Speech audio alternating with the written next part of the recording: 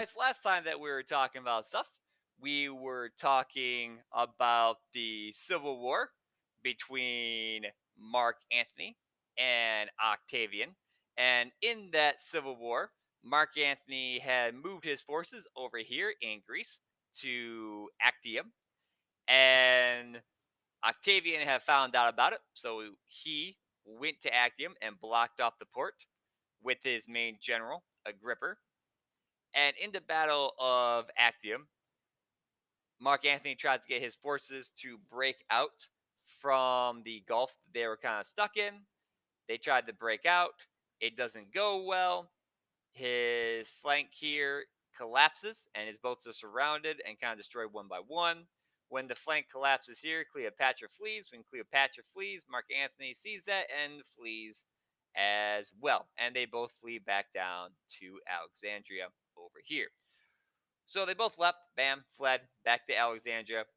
While they do that, Octavian is marching his forces over land this way, taking over things, led by Agrippa, his main general.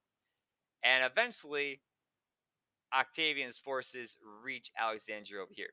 It takes a couple of months, about, I think, 10 or 11 months from they get from here to march over land and get all the way over here. So about a year for them to reach Alexandria. Go ahead and make a bullet and write down Battle of Alexandria. Now, this occurs on July 31st of 30 before coming here. But go ahead and make a bullet and write down Battle of Alexandria. So what ends up happening at Battle of Alexandria is Mark Antony has 12,000 troops. Octavian, with his main general Agrippa, they have 30,000 troops. And in the Battle of Alexandria, Mark Antony is in charge of the defenses of Alexandria. And he is able to hold on to the city of Alexandria for one day, and then the city walls are penetrated by Octavian's troops, and they get inside the city. Once Octavian's troops get inside the city, there's a message arrives to Mark Antony telling him that Cleopatra had committed suicide. So Mark Antony, after reading the note, is like, "Oh, the love of my life," and then he commits suicide by stabbing himself with his own sword. However, it turns out that was false news, and Cleopatra's still totally alive. Go ahead and make a 1. And we'll write down Anthony killed himself by sword. So make a 1 and write down Anthony killed himself by sword. So Mark Anthony kills himself by sword, commits suicide after he gets false news that Cleopatra dies. So that's number 1.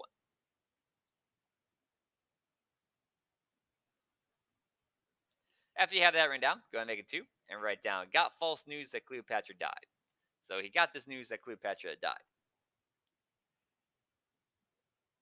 And once Cleopatra hears that Mark Antony had committed suicide, um, she decides that there's no way that Octavian is ever going to let her live either.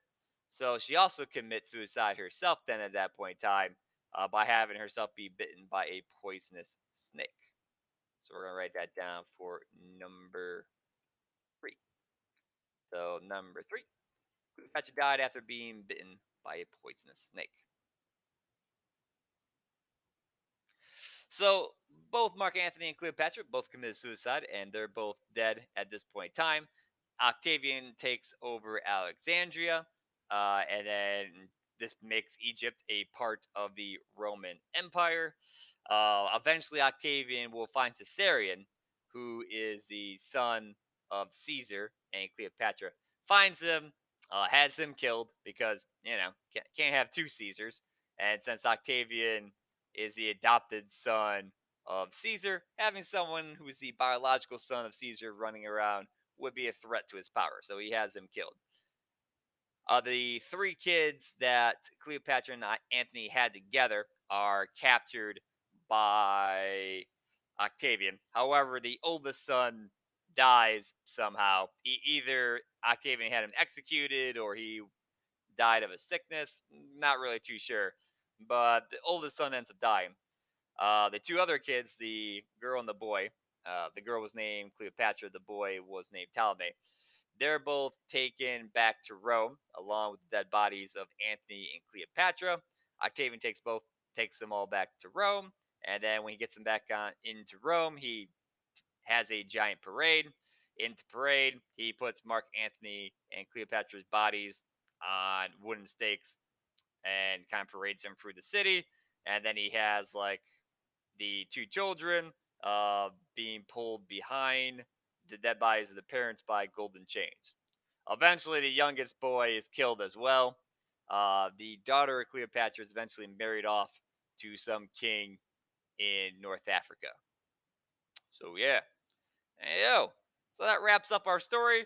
Octavian wins, and he becomes the first emperor of Rome, and he'll control this territory here. And he'll become Caesar Augustus, and the month of August is named after him. All right. Well, that's it for today's notes.